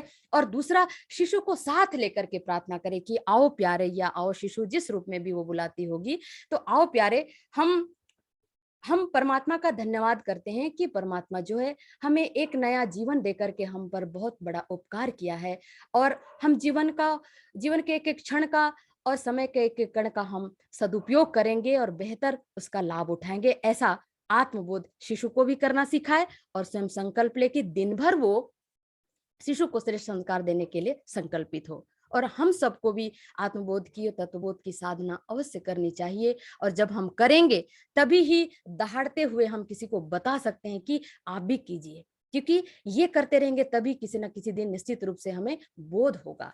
उसके बाद उसी बिस्तर में बैठ करके माँ जो है जागरण प्रार्थना करे। अच्छा, मैं एक चीज यहाँ पर बताना भूल रही हूँ कि आत्मबोध की साधना के लिए जब सो करके उठती है तो सीधे वो बिस्तर से नीचे नहीं उतरती है, उसी समय ही बैठ करके आत्मबोध की साधना, उसको कुछ क्षण मतलब 10-15 मिनट का समय उसे निकालना चाहिए आत्मबोध की साधना के लिए। और उसी साधना के समय वो जागरण प्रार्थना भी करे। तो उसमें प्रार्थना में जैसे हम लोग शांति कुंज जाते हैं, हम सभी कार्यकर्ता भाई बहन हैं, हमने देखा है कि वह शक्ति हमें दो दयानिधे, कर्तव्य मार्ग पर डट जाएं, ये प्रार्थना हम करते हैं। तो जरूरी नहीं है इसी प्रार्थना को करें, गर्भवतियों को हम अलग अलग ऑप्शन दे सकते हैं। इतनी शक्ति हमें दे न दाता, मन का विश्वास कमजोर होना, इस तरीके से भी गीतों को आप उनको बताइए, भी गा सकती हैं। और जैसे जो हमारे गायत्री परिवार की अगर गर्भवती बहनें हो तो उनको बताइए कि वो इस समय वो गीत गाए, तुम हमारे थे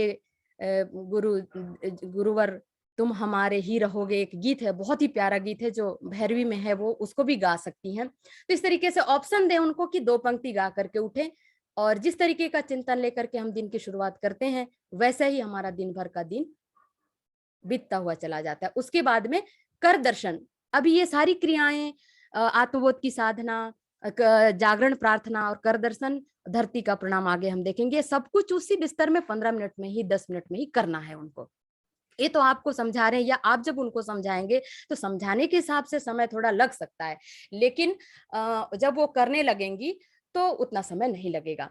तो कर दर्शन, हमारे शास्त्रों में भी इसके बारे में बहुत ही अच्छा इसके महत्व के बारे में बताया गया है। तो यहाँ पर आप इन मंत्रों के साथ करें या ना करें ये महत्वपूर्ण नहीं है, बल्कि इसके पीछे के उद्देश्य को हमको समझाना है गर्भस्थ शिशु को। तो गर्भवती माता जो है अपने शिशु को लेकर के आओ प्यारे हथेली का हम दर्शन करें और उसके पीछे के उद्देश्य को बताए। तो उसके पीछे का उद्देश्य ये कि हमारे हाथों में सारी शक्तियां हैं और मनुष्य अपने भाग्य का निर्माता स्वयं होता है। इसलिए किसी देवी देवता की साधना करें ना करें, अपने जीवन देवता की साधना करें, आत्म देवता की साधना आराधना करें, या हम ये कहें कि हमारा जीवन यदि श्रमशील हो और पुरुषार्थ से पूर्ण हो तो किसी भी लक्ष्य को हम पूरा कर सकते हैं, उसके लिए कोई कठिनाइयां नहीं आएगी। इसके पीछे का उद्देश्य यही कि हम अपने कर्मों के माध्यम से, मेहनत पुरुषार्थ के माध्यम से हम अपने भाग्य को लिख सकते हैं, अपने बुरे भाग्य को बदल सकते हैं। निश्चित रूप से प्रारब्ध होते हैं, लेकिन हम छोटे मोटे प्रारब्ध अपने कर्मों के आधार पर, कर्मों से हम बदल सकते हैं। इसलिए पुरुष कर्म के लिए और पुरुषार्थ के लिए प्रेरित करे माँ गर्भस्थ शिशु को, और उसी बिस्तर में बैठे बैठे वो धरती माता का प्रणाम करे। और जरूरी नहीं है यहाँ पर भी यही मंत्र करे। अच्छा, वो मंत्र आता होगा, पृथ्वी त्वया धृता लोका देवी त्वं विष्णुना धृता, तो इस मंत्र से कर ले। और कोई मंत्र ना भी करे तो भी धरती माता के प्रति कृतज्ञता के भाव से दोनों प्रणाम करें। गर्भवती माता स्वयं शिशु को लेकर के आओ प्यारे, हम माँ धरती को प्रणाम करते हैं, वो सबसे बड़ी आराध्या है। अन्न जल वस्त्र हमें धरती माता से प्राप्त होते हैं। हमारे कितने ही पाप और अत्याचार के बावजूद भी, विपरीत परिस्थितियों में भी धरती माता हम सबको धारण करके रखती है। ऐसी क्षमाशील, ऐसी धैर्यवान और सहन शक्ति की प्रतिमूर्ति माँ धरती को आओ प्रणाम करें। तो क्या होगा, गर्भस्थ शिशु के भीतर में, गर्भस्थ शिशु के भीतर में माँ के प्रति, धरती के प्रति एक ऐसी भावना उभरेगी जिससे वो हमेशा नमन करेगा और उसे हरा भरा बनाए रखने के लिए प्रयत्न करेगा, और इसी का विस्तार वो बाद में गर्भ संवाद के समय में कर सकती है और वृक्षारोपण का की प्रेरणा भी माँ यहाँ पर दे सकती है। तो इस प्रकार से हो गया। अब जो है माँ उठे और फ्रेश हो, और उसके बाद में जो है उषापान का क्रम आता है। उषापान क्यों करना चाहिए? तो बहुत सारे इसके फायदे हैं बहनों, आप सभी लोग जानते हैं, मैं समय को भी ध्यान में रखकर बता रही हूँ। तो मैं एकदम बिंदु पे आती हूँ कि जब हम रात को सोते हैं तो हमारे मुख में जो है छोटे छोटे सूक्ष्म बैक्टीरिया, मतलब सूक्ष्म जीवाणु मौजूद होते हैं, रहते हैं, एकत्रित हो जाते हैं। और जब हम उठ करके गुनगुना पानी लेकर के हम जब चूस चूस कर पीते हैं तो वो सूक्ष्म बैक्टीरिया हमारे पाचन में चले जाते हैं और पाचन तंत्र को दुरुस्त करते हैं। एक फायदा ये। दूसरा, मल का निष्कासन अच्छे से होता है। पानी पीते हैं तो किडनी स्वस्थ रहती है। पानी पीते हैं तो हमारे रोम रंध्र खुल जाते हैं, पसीना निकलती है, जिससे हमारा शरीर स्वस्थ होता चला जाता है, स्किन हमारा अच्छा हो जाता है और किडनी हमारे स्वस्थ हो जाते हैं, और लार को भी भीतर ले जाना हमारा उद्देश्य होता है। तो इतने सारे फायदे इस उषापान के साथ में जुड़े हुए हैं। और लार भी होता है, वो एक वैक्सीन का काम करता है। और खास बात, हमारे शरीर में 24 घंटा HCl बनता रहता है, अम्ल बनता रहता है। उसको अगर कुछ ना दिया जाए पचाने के लिए तो आपको ही और हमको ही पचा जाएगा। इसीलिए पानी जब हम देते हैं, और लार जब सुबह का लार रात भर का जो बासी मुंह हम जब पानी पीते हैं तो वो लार भी रात भर बनता रहता है मुख में, और वो भी औषधि तत्व होता है और क्षार होता है, वो क्षारीय होता है। तो उसको जब हम पानी के माध्यम से भीतर लेकर जाते हैं तो चूंकि ये क्षार है और अम्ल बन रहा है भीतर, तो दोनों जब मिलते हैं तो न्यूट्रल हो जाते हैं, इसलिए एसिडिटी नहीं बनती, इसीलिए खट्टा डकार नहीं आता है और पाचन भी अच्छे से होता है। तो बहुत सारे फायदे उषापान के, लेकिन उषापान के बारे में वही समझा पाएंगे जो नित्य उषापान करते हैं, तभी उनके वाणी में ताकत आएगी। इसलिए हम सभी कार्यकर्ता बहनें उषापान अवश्य करें, करते होंगे तो आप सबको बहुत बहुत धन्यवाद, साधुवाद। उसके बाद में माँ जो है अपना नहा धो करके नित्य क्रिया से निवृत्त होकर के जप ध्यान करे।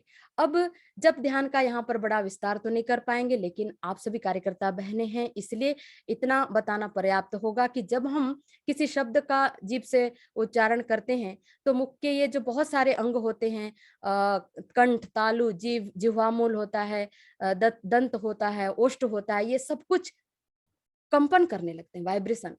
और इन सब मिल करके मुंह के इन सभी अंगों के द्वारा ही उच्चारण होता है। और जिन अंगों से मंत्रों का हम उच्चारण करते हैं उन अंगों के नाड़ी तंतु हमारे पूरे शरीर में फैले होते हैं, और इस फैलाव क्षेत्र में छोटे बड़े दृश्य अदृश्य इस प्रकार की ग्रंथियां मौजूद होती हैं। सुषुम्ना, इड़ा, पिंगला, सुषुम्ना, पंचकोश, ब्रह्मा, विष्णु, रुद्र ग्रंथियां मौजूद होती हैं। और ये जो आप देख रहे हैं मूलाधार, स्वादिष्ठान, अनाहत, मणिपुर, विशुद्धाख्य चक्र, आज्ञा चक्र, सहस्त्रा चक्र, ये सारी शक्तियां उसी नाड़ी तंतु जो होते हैं उसके फैलाव क्षेत्र में मौजूद होते हैं। तो जब हम किसी मंत्र का उच्चारण करते हैं तो मंत्र उच्चारण के साथ एक कंपन, एक लहर उत्पन्न होता है, और वो कंपन इस नाड़ी तंतुओं के माध्यम से प्रवाहित होकर इन शक्ति कोशों से जाकर के टकराती हैं, और टकराव के कारण विस्फोट के साथ एक ऊर्जा को जन्म देती हैं, और वे ऊर्जा ही जिम्मेदार होती हैं इनके भीतर सोई हुई शक्तियों को जगाने के लिए। तो अद्भुत शक्तियां इनके भीतर छिपी पड़ी हैं, वो जागती हैं जब हम मंत्र का बार बार उच्चारण करते हैं। तो बार बार उच्चारण करने के लिए हम गर्भवती माताओं को गायत्री मंत्र के लिए प्रेरित कर सकते हैं। जब मंत्र का उच्चारण होता है तो कुछ दृश्य ग्रंथियां, कुछ अदृश्य ग्रंथियां हमने बताया। तो दृश्य ग्रंथियां जैसे कि हाइपोथैलेमस है, थैलेमस है, पिट्यूटरी ग्लैंड है, ये प्रोत्साहित होती हैं, और जिससे कि हार्मोन्स रिलीज होता है, हार्मोन्स निकलने लगता है, और ये हार्मोन्स जो है गर्भवती माता हो चाहे जो भी साधक गायत्री मंत्र का उच्चारण करते हैं उनके शरीर और मन को संतुलित करता है और उसे एक उपचार जैसा प्रभाव देता है। इसलिए गर्भवती माताओं को प्रेरित करें हम। मंत्र में शब्दों का गुंफन ऐसा किया गया है कि यदि उसका उच्चारण एक निश्चित आवृत्ति और लय के साथ किया जाए तो अल्फा किरणें निकलती हैं और मस्तिष्क शांत हो जाता है। और मंत्र बार बार जब जपते हैं तो घर्षण के द्वारा विद्युत चुंबकीय तरंगें उत्पन्न होती हैं जो हार्मोनल ग्रंथियों को प्रोत्साहित करके उन्हें शोधन करती हैं, जिससे हमारी भावनाएं, गर्भवती माता की भावनाएं चिंतन आचरण परिष्कृत होने लगते हैं और वैसे ही गर्भस्थ शिशु को भी वातावरण मिलता हुआ चला जाता है। यहाँ पर ध्यान दीजिएगा, गर्भस्थ शिशु का अपना कोई वातावरण नहीं होता। जो वातावरण गर्भवती माँ देती है, जो घर का वातावरण होता है, उससे वो प्रभावित होता है। इसलिए हमें ये ध्यान में रखना चाहिए कि माँ जैसा सोचेगी वैसा ही शिशु को उसका प्रभाव पड़ेगा। और इस प्रकार से बौद्धिक शक्तियों का भी विकास होता है, याददाश्त की शक्ति भी गायत्री मंत्र से बढ़ती है और चेतना का ऊर्ध्वगमन भी संभव हो पाता है। इस प्रकार से शरीर में जितने जो 24 गायत्री मंत्र के में जो 24 अक्षर होते हैं, वो शरीर के इन अंगों पे मौजूद हैं और इन सभी अक्षर के साथ जुड़े हुए ग्रंथियां हैं और सभी ग्रंथियों के अंदर में शक्तियां छिपी हुई हैं। और जब हम उच्चारण करते हैं तो कंपन से इनको जगाते हैं और जगने के बाद इनके अंदर की शक्तियों से हम लाभान्वित होते हैं। तो इस प्रकार से हम इसका विस्तार भी कर सकते हैं।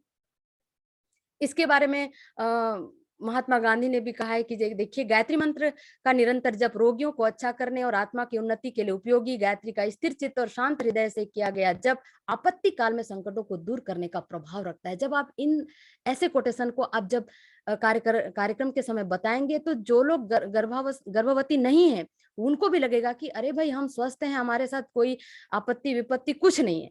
लेकिन एक बैंक बैलेंस के रूप में मंत्र का जप पुण्य के रूप में रखा जा सकता है और उसे समय आने पर खर्च किया जा सकता है। इसके बारे में प्रेरित कीजिए। फिर भारतवर्ष को जगाने वाला जो मंत्र है, हम एक पीढ़ी का निर्माण कर रहे हैं और भारत के उज्जवल भविष्य के लिए। तो जहां पर भारत के उज्जवल भविष्य की बात आती है और वहां पर अगर गायत्री मंत्र को भूल जाए तो भारतवर्ष जगेगा कैसे? इसलिए भी हम गर्भवती माताओं को प्रेरित करें। गायत्री मंत्र सद्बुद्ध मुकुटमणि के रूप में विवेकानंद जी ने कहा कि ये मंत्रों का मुकुटमणि है। आप इसका विस्तार कर सकते हैं। ऋषियों ने भी इसके बारे में बहुत मथा है। विश्वामित्र के बारे में कहते हैं तो दूसरी सृष्टि की रचना कर डालने जितनी शक्ति अर्जित कर ली थी गायत्री मंत्र की उपासना से। इसीलिए गर्भवती माताओं को अवश्य बताएं। और हमारे महापुरुषों का आपने देखा, ऋषियों के बारे में बताई, ऐसे क्रम में बताई उनको कि देखिए हमारे ऋषियों ने बताया, महापुरुषों ने बताया, फिर ऋषियों ने बताया। उसके बाद में अब विज्ञान भी ये कह रहा है बहनों, केवल हम नहीं और हमारे पुराण ही नहीं कह रहे हैं, बल्कि अभी के जो लेटेस्ट जो विज्ञान है वो भी कह रहा है। क्या वो कह रहा है कि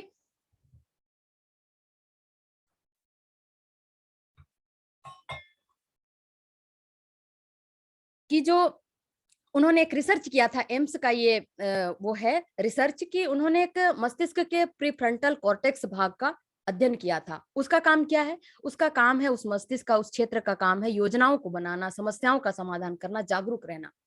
और उनका सार ये कहता है कि अगर नित्य कोई 108 बार गायत्री मंत्र का जप करता है, उपासना करता है, बार बार रिपीट करता है, तो एक खुशी के समय निकलने वाले हार्मोन्स पैदा होते हैं, उसका नाम है गाबा।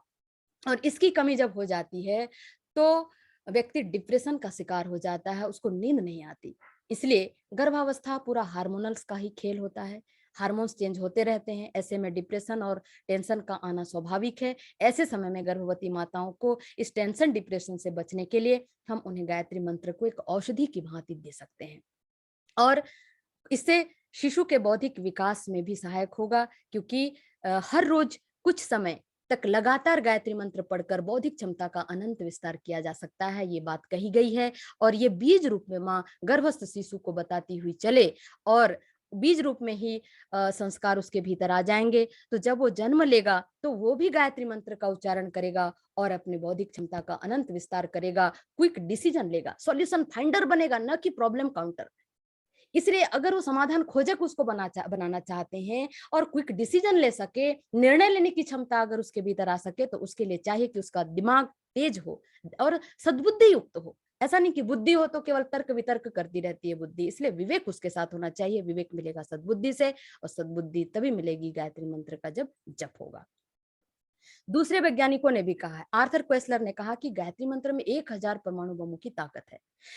डॉक्टर हार्वर्ड डिस्टेनगेरिल अमेरिका के साइंटिस्ट हैं, उन्होंने कहा कि गायत्री मंत्र के बार बार उच्चारण से 1,10,000 साउंड वेव्स, ध्वनि तरंगे प्रति सेकंड उत्पन्न होती है, जो नकारात्मक विचारों को दूर करके सकारात्मक विचारों की स्थापना कर देती है।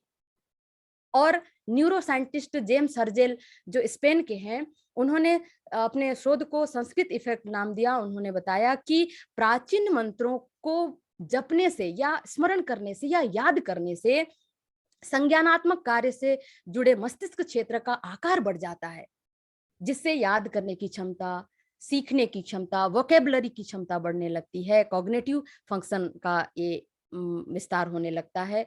तो इस तरीके से गायत्री मंत्र के बारे में बहुतों ने बताया। इसका आप एग्जाम्पल्स जरूर दीजिए, क्योंकि कल रूपाली जी ने भी बताया कि आज उसी अध्यात्म को लोग मानेंगे जिसका समर्थन विज्ञान करेगा। तो हर तरीके से महापुरुषों ने क्या कहा, बहनों, ऋषियों ने क्या कहा, हमारे अभी के जो वैज्ञानिक हैं उन्होंने भी क्या क्या कहा, इस तरीके से आप जब बताएंगे तो उनको ऐसा बिल्कुल नहीं लगेगा कि गायत्री परिवार से इसलिए ये मंत्र बता रहे हैं। आप बोलेगा गायत्री परिवार से इसलिए प्रेरित होकर आपको नहीं बता रहे हैं, बल्कि ये पावरफुल मंत्र है, इसीलिए आपके हित के लिए बताया जा रहा है। और विज्ञान का एक रिसर्च है, इसे आप देखिए, आप इसे अध्ययन कीजिए, उसके बाद आप इसका जप कर सकते हैं, इसके लिए आप प्रेरित कीजिए। यही बात रमा जयसुंदर ने भी कहा कि गायत्री मंत्र का जो संबंध है वो मस्तिष्क के साथ भी जुड़ा हुआ है। स्मरण शक्ति तेज होती है, कार्य क्षमता बढ़ने लगती है व्यक्ति की जब गायत्री मंत्र का वो उच्चारण करता है। तो इसलिए पूज्य गुरुदेव कहते हैं कि गायत्री वो देवी शक्ति है जिससे संबंध स्थापित करके मनुष्य अपने जीवन विकास के मार्ग में बड़ी सहायता प्राप्त कर सकता है। परमात्मा की बहुत सारी शक्तियां हैं, अलग अलग उनके गुण, कर्म, स्वभाव हैं, लेकिन गायत्री सद्बुद्धि की देवी है, मनुष्य को सद्बुद्धि की प्रेरणा देती है। और आप सभी जानते हैं, व्यक्ति अगर सज्जन हो जाए, सद्बुद्धिवान हो जाए, तो फिर उसके पास बाकी सभी चीजें अनायास रूप से चली आएंगी। जैसे कि सिमिट सिमिट जल भरे ही तलावा, जिमि सद्गुण सज्जन पहियावा। जैसे कि एक तालाब में अगल बगल के जो स्रोत होते हैं जल के, वो आकर के तालाब में एकत्रित हो जाते हैं, वैसे ही जो व्यक्ति सद्गुणी होगा उसके पास में बाकी सद्गुण अनायास ही खींचे हुए चले आते हैं। इसलिए व्यक्ति का सद्गुणी होना अति आवश्यक है। इसलिए उस शिशु को अगर हम सद्गुणी बनाना चाहते तो गायत्री मंत्र का जप करना होगा। और ये जब हमने बताया कि शुरू के जो 4 माह हैं, जिस समय उसके ब्रेन का विस्तार से डेवलप हो रहा, ऐसे समय में यदि माँ गायत्री मंत्र का उच्चारण करे तो उसका जो मस्तिष्क है सुव्यवस्थित होगा, सतोगुणी होगा, संतुलित होगा, सुव्यवस्थित होगा। और आप सभी जानते हैं कि जिस व्यक्ति का जो मस्तिष्क है जितने अंशों में सुव्यवस्थित होता है, उसी अनुपात में व्यक्ति सुखी होता है। क्यों? क्योंकि विचार पहले आते हैं, उसके बाद कार्य होते हैं। हम लोगों ने भी पहले विचार किया कि साहब प्रशिक्षण होना चाहिए, उसके बाद ही इस कार्य को अंजाम दे रहे हैं, कि सीधे आकर बैठ तो नहीं गए।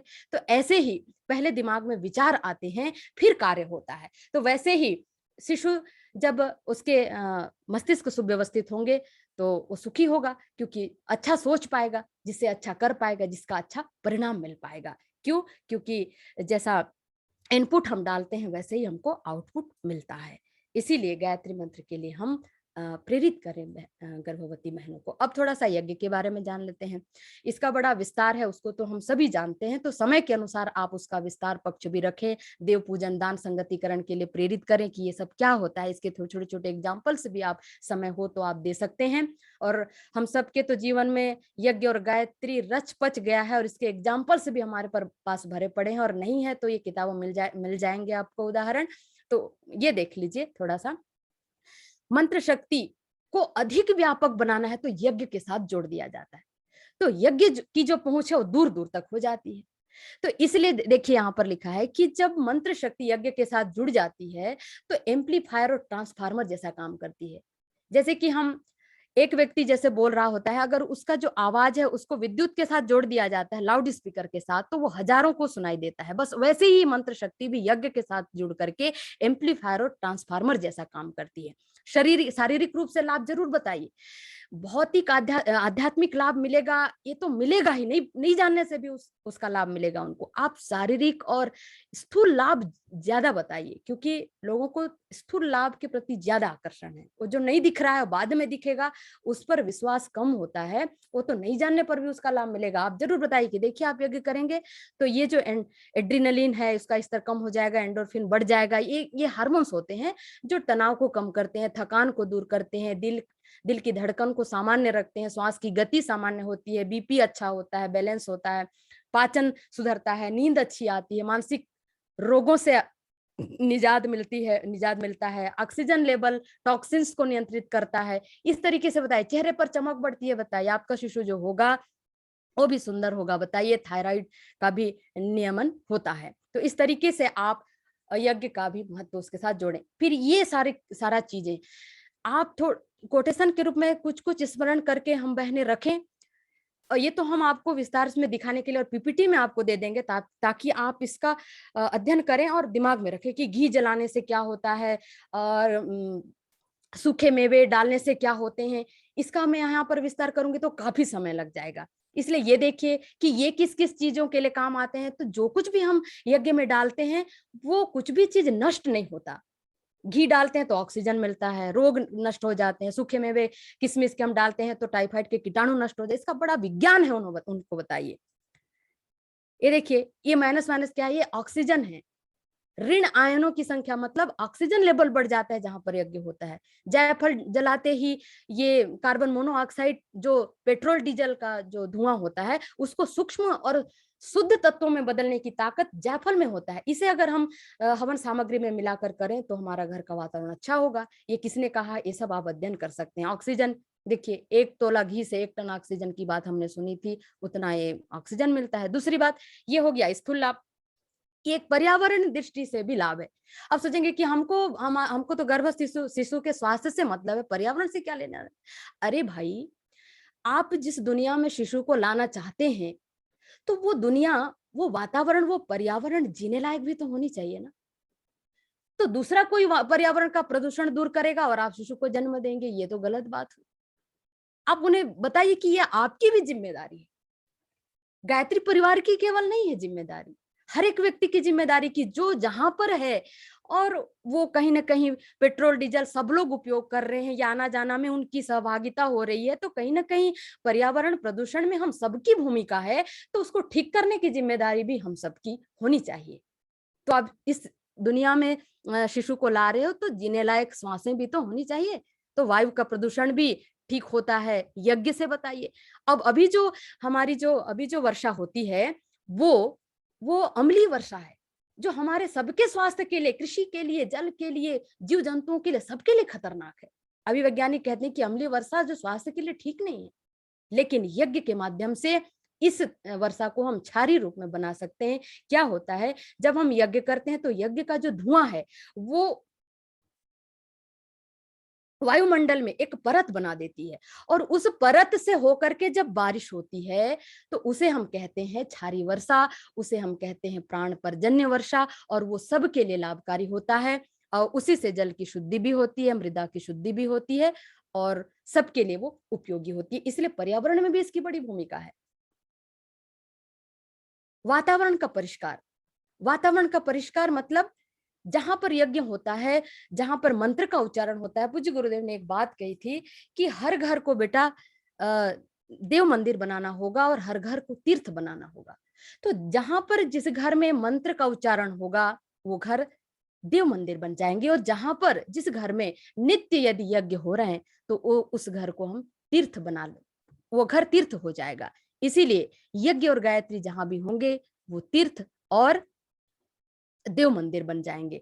इसलिए जहां पर भी यज्ञ होता है वहां की जो भूमि होती है वो यज्ञ संस्कार को अपने अंदर, उसके छाप को अपने अंदर धारण कर लेती है, उसके संस्कार को धारण कर लेती है और वो दीर्घ काल तक अपना प्रभाव बनाए रखती है, भूमि संस्कारित हो जाती है। इसलिए तो जहां पर बड़े बड़े अश्वमेध यज्ञ हुए हैं वहां उस स्थान को तीर्थ ही माना जाता है, तीर्थ बना दिया गया है।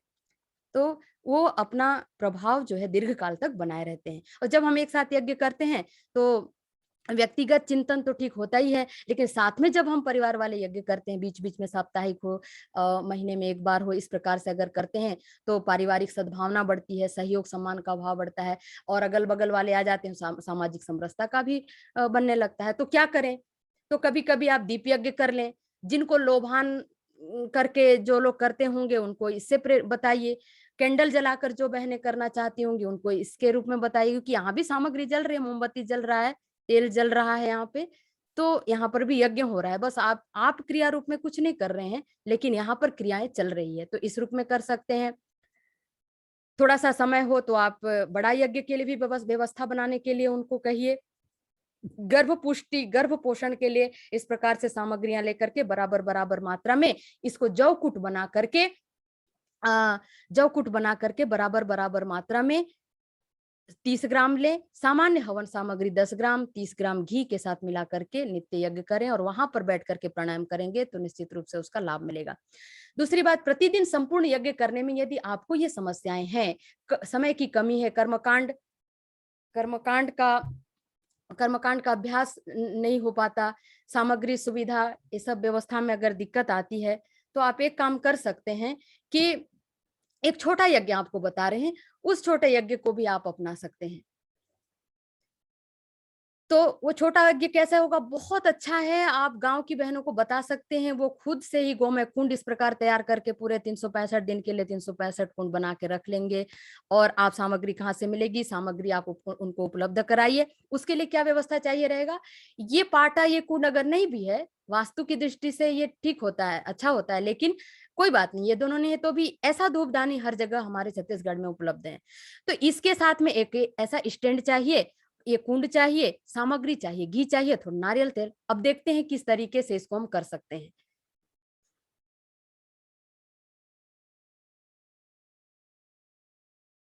ये बहुत ही इस प्रकार जलने लगेगा और बहुत ही कम समय में आप जो है यज्ञ करने के लिए उनको प्रेरित करिए। तो उसके लिए ये देखिए, 4 फूल बत्ती ऐसे कुंड के बीचों बीच रखा जाता है नारियल तेल के साथ डुबा करके। तो आप धूपदानी में भी कर सकते हैं, कुंड के जगह में बदल दीजिए उसको। पाटे की भी उसके लिए जरूरत नहीं है, पाटा है तो ठीक है। ये नारियल तेल में कुंड को डुबा करके रख दिया गया है और जल, अब गायत्री मंत्र बोल करके या जो भी उनके इष्ट आराध्य होंगे उन मंत्रों के साथ भी वो गायत्री मंत्र का उच्चारण या जो भी मंत्र उनको आता होगा उन मंत्रों से वो इस दीपक को जला लें, जो 4 फूल बत्ती बीचों बीच दिख रही है, और उसके बाद इसको रख दें। और रखने के बाद में चारों तरफ जल फेर दें। जल फेरने के बाद में हमारे गायत्री परिवार से जुड़ी हैं तो वो स्तवन गा लें, और नहीं तो फिर वो मंत्र का कुछ देर जप कर लें। 1.5 मिनट में भी वो 5-7 बार ही मंत्र जप पाएंगे, उतने में ये इतना प्रज्वलित हो जाएगा। और आपने जो गर्भ पुष्टि का जो सामग्री बनाई है, तैयार की है, उसको मिला करके आप जप कर ले। गर्भ पुष्टि नहीं भी करना चाहते हैं, कोई दिक्कत नहीं है, आप सामान्य हवन सामग्री को बारीक चूर्ण पीस करके भी उसमें गुड़ घी मिला करके, जायफल थोड़ा कूट करके मिला करके आप इस प्रकार नित्य हवन करने के लिए उन्हें प्रेरित कीजिए, क्योंकि वातावरण तो यज्ञ से ही होगा, जब से भी होता है और यज्ञ से भी व्यापक उसको बनाया जाता है। इस प्रकार से छोटा कुंड में आप इतने लोग भी हवन कर सकते हैं। और हमारे यहाँ 4 वर्षों से नित्य यज्ञ होता है। मैं सौभाग्यशाली हूँ, पूज्य गुरु की कृपा से ये यज्ञ करने का सौभाग्य हम सबको मिल रहा है। उसके बाद में जल का, लोटे का जो जल रखा गया था, कलश का जल, उसको लेकर के सूर्य को अर्घ दे। और तरुपुत्र तरुमित्र के रूप में हमारे गायत्री परिवार में एक अभियान चल रही है वृक्षारोपण के प्रति आकर्षित करने के लिए। तो माँ गले मिले तो तरुमित्र के रूप में, क्योंकि ये गर्भस्थ शिशु और ये जो वृक्ष है माँ के लिए पुत्र हो गए, और यहाँ पर पुत्र मिलेगा तो तरुमित्र के रूप में, और माँ मिलेगी तो तरु पुत्र के रूप में। इस प्रकार से रोज नित्य प्रति इस प्रकार से ये 8वां 9वां महीना चल रहा था इनका, और उस समय का ये फोटो है। हर गर्भवती माता को प्रेरित कीजिए कि गर्भावस्था में एक वृक्ष अवश्य ऐसा घर में पाले, साल भर बड़ा करे, और जब वो बड़ा हो जाए तो उसको अच्छे जगह उसका रोपण करे, और गर्भस्थ शिशु जब जन्म ले तो उससे उस वृक्ष के साथ उसको मिला के रखे, मतलब मिलाए, बताए उसको कि देखिए तुम्हारे गर्भावस्था के समय हमने ये रोपण किया था, रोज तुम इससे गले मिलते थे, और वृक्षारोपण का जब समय आए तो उसको कलावा, तिलक, रोली, अक्षत पुष्प के साथ उसका पूजन करवाइए। वृक्ष के प्रति, प्रकृति के प्रति उसको आकर्षित कीजिए। अगला है आसन। अभी इस कक्षा के बाद तुरंत होगा, प्राणायाम के बाद प्राणायाम भी होगा।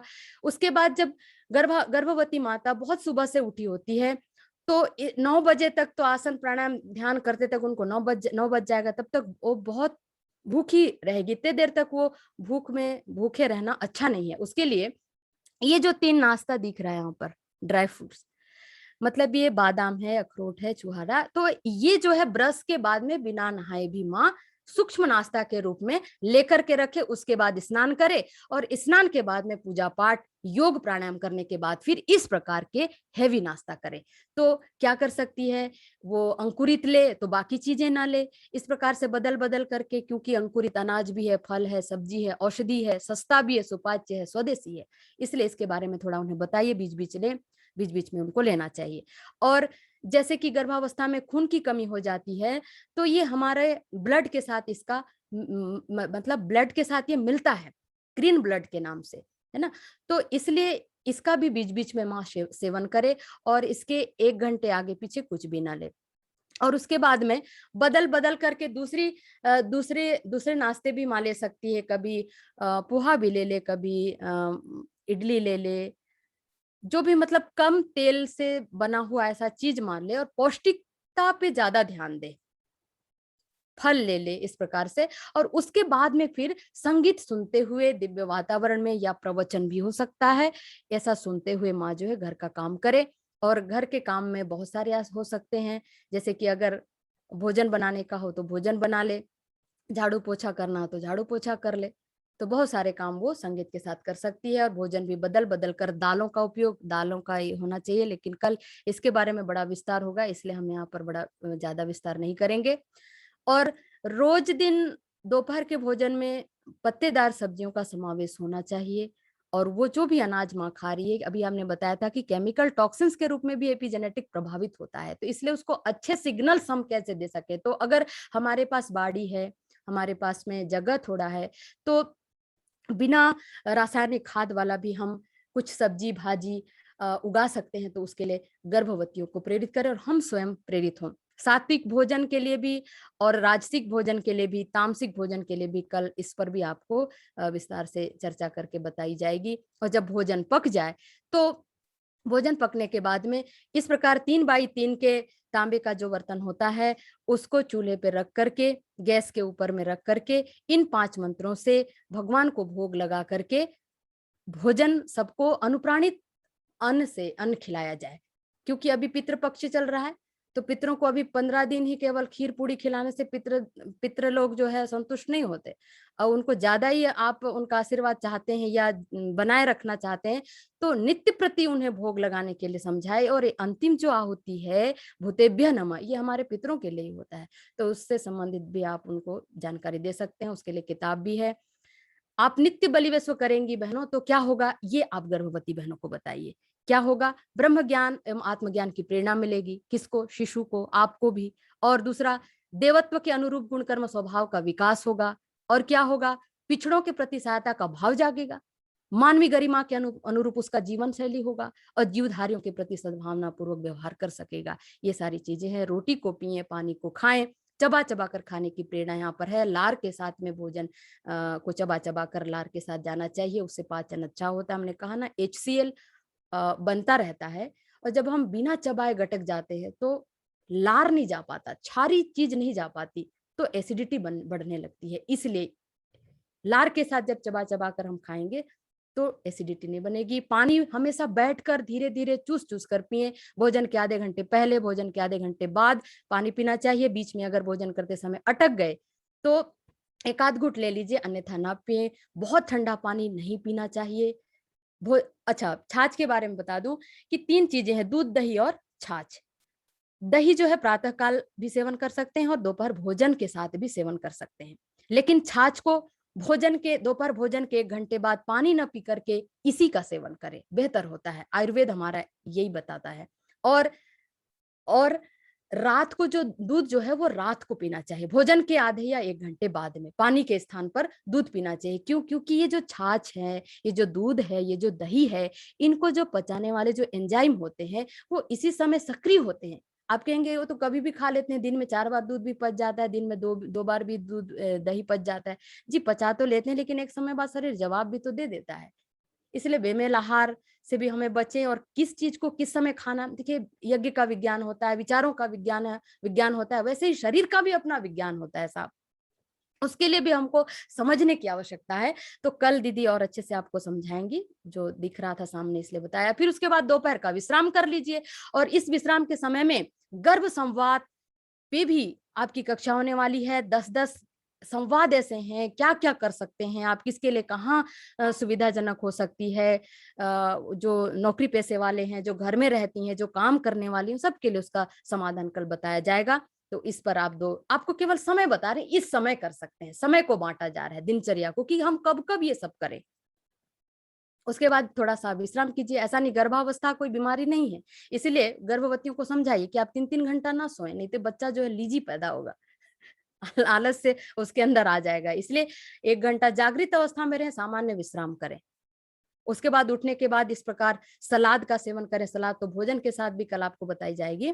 और इस प्रकार से ले सकते हैं, हल्का फुल्का सूप बना करके, ये पॉपकॉर्न ये सब ले सकते हैं, सत्तू बना कर कर सकते हैं भोजन, स्वल्पाहार। और ये फलों का भी आप चयन कर सकते हैं। और फिर से घर का कार्य करते समय जो भी आपको करना है, उस समय आप अपने मस्तिष्क को दिन भर अच्छे विचारों से जोड़ करके रखने के लिए ये सब चीजें आवश्यक होती है। क्यों? क्योंकि माता रस लेती है जैसे चिंतन या व्यवहार में, वैसे ही गुण लेकर आता शिशु भी इस संसार में।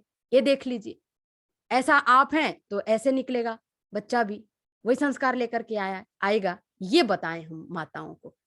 आप चिल्ला रहे हो तो आपके बच्चे उससे भी ज्यादा चिल्ला रहे हैं, देखिए। ये हम उनको थोड़ा सा विनोद तरीके से, विनोद भाव से समझाने का प्रयास करें। आप ये सब खाएंगी, किटी पार्टी में जाएंगी, और आप बच्चे जब होंगे तो बेटा ये अच्छा नहीं होता है, और आलू मसल के दे दोगे तो ये मुंह लटका कर बैठ गया है। तो ऐसे नहीं होता है। जिस चीज का अभ्यास, जिस चीज का परिचय गर्भावस्था में आप देंगे, वो खा पाए ना खा पाए, लेकिन कोशिश कर रहा है। देख रहे हैं यहाँ पर एप्पल मुंह में डाल करके रखा हुआ है। तो इस तरीके से हम उन्हें प्रेरित करें, और मुंह लटका कर माँ ना रहे, रोती हुई ना रहे, नहीं तो वैसे ही बच्चे आएंगे। निश्चित रूप से इन माओं ने अपनी दिनचर्या को इतना सुंदर बनाया होगा, तो ऐसे बच्चे देखिए मुकुट पहनने का प्रयास कर रहे हैं।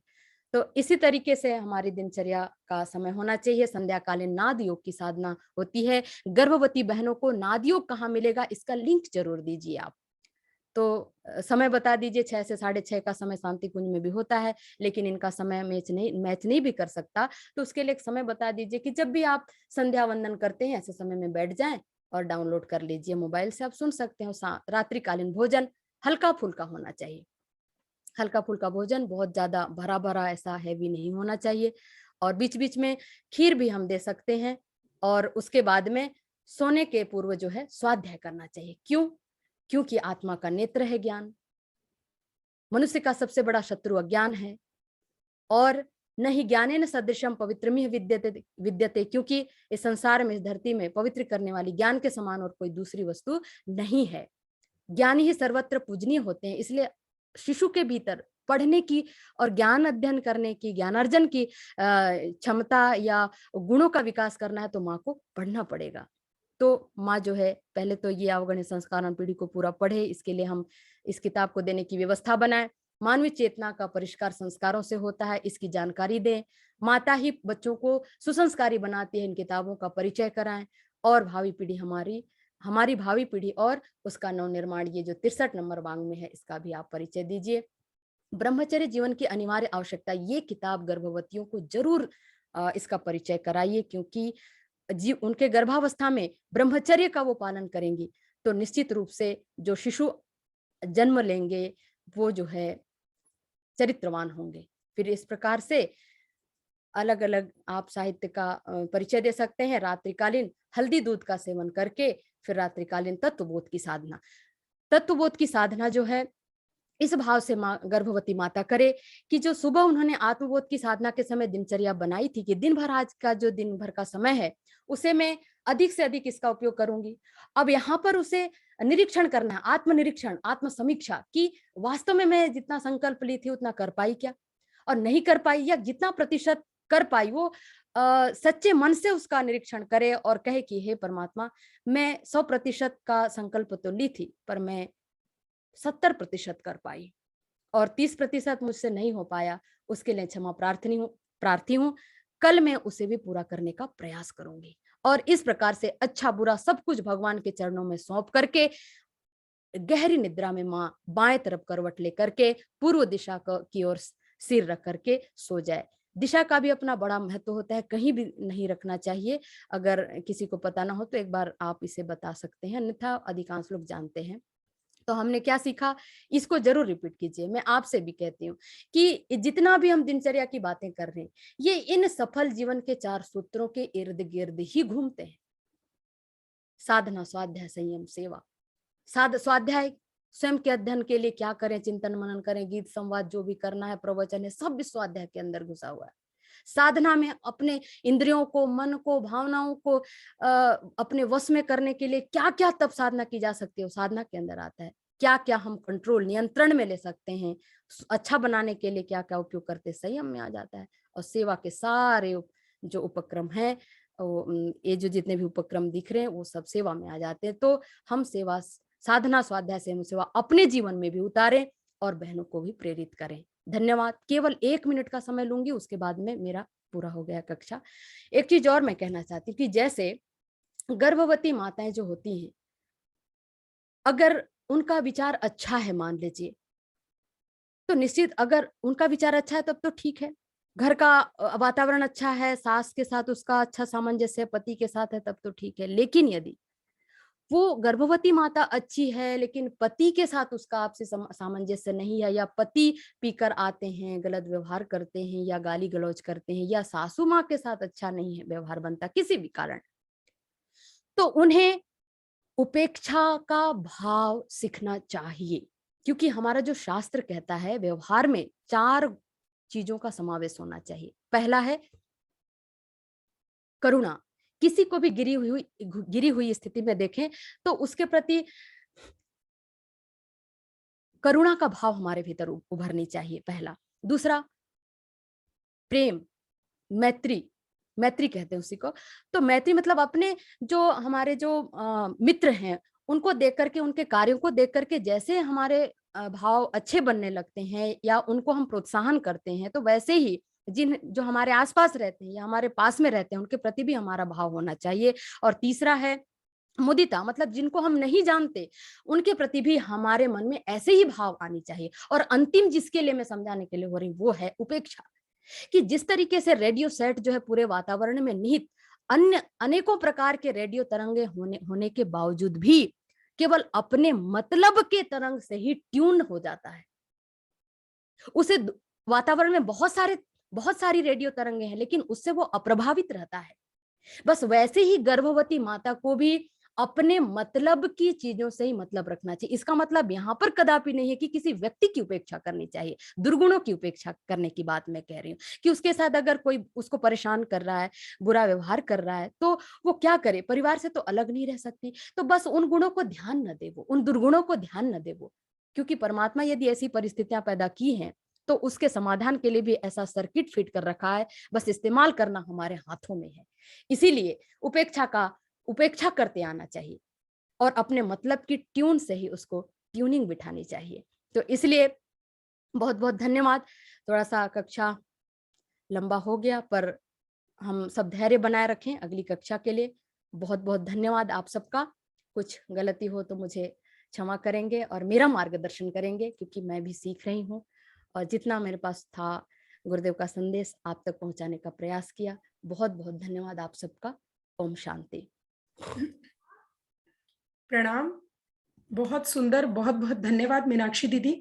आपने 2 कक्षाओं को एक साथ बहुत अच्छे ढंग से लिया। एक तो दिनचर्या, वैसे तो हमारी जो 9 दिवसीय कार्यशाला हुई थी उसमें यज्ञ, गायत्री, इसकी एक अलग कक्षा थी, दिनचर्या की अलग कक्षा थी, लेकिन चूंकि कम समय में हमें पूरा करना था तो आपने बहुत सुंदर ढंग से दोनों विषयों को, दिनचर्या के साथ यज्ञ और गायत्री, ये दोनों को बहुत सुंदर ढंग से साथ में लिया। निश्चित तौर पर आप लोगों को यदि ऐसा लग रहा हो कि शुरू में आपने एपिजेनेटिक्स को समझा, एपिजेनेटिक्स एक बहुत बड़ा विज्ञान है लेकिन है पूरा का पूरा वातावरण से संबंधित, कि किस तरह का वातावरण हम गर्भ के अंदर बच्चे को देते हैं। यदि हमारे क्षेत्रीय कार्यकर्ताओं को ऐसा लगता हो कि इस तरीके का अगर हम अंग्रेजी में या इतना सारा हम नहीं बता सकते हैं तो हम ये कक्षा कैसे लेंगे, तो मैं आपको ये बात बिल्कुल क्लियर कर दूं कि ये सिर्फ आप लोगों को बहुत डिटेल में अच्छे से समझाने के लिए ये विषय लिया गया था एपिजेनेटिक्स का। ये जरूरी नहीं है कि आप क्षेत्रों में जाओ तो आपको ग्रामीण लोगों के बीच में इस चीज को पूरा समझाना है दिनचर्या में, ऐसा बिल्कुल जरूरी नहीं। देखो स्कूल में भी एक जब कोई चैप्टर पढ़ाया जाता है वो पूरा का पूरा पढ़ाया जाता है और प्रश्नोत्तरी बहुत छोटे छोटे थोड़े से होते हैं। ठीक वैसे ही समझना हमको पूरा है, क्योंकि हम समझे हुए रहेंगे तब कभी कोई हमसे किसी तरह का प्रश्न पूछ लिया तो हम जवाब देने की स्थिति में रहेंगे। इसीलिए दिनचर्या तो वैसी है जैसी हमारी गुरुदेव ने बताई है। आत्मबोध तत्वबोध की साधना है ना, उषापान है, गायत्री मंत्र का जाप है, यज्ञ है, और भोजन सात्विक हो, विश्राम हो, उसमें संवाद हो। ये सारी वही चीजें हैं जो गुरुजी करने के लिए कहते हैं।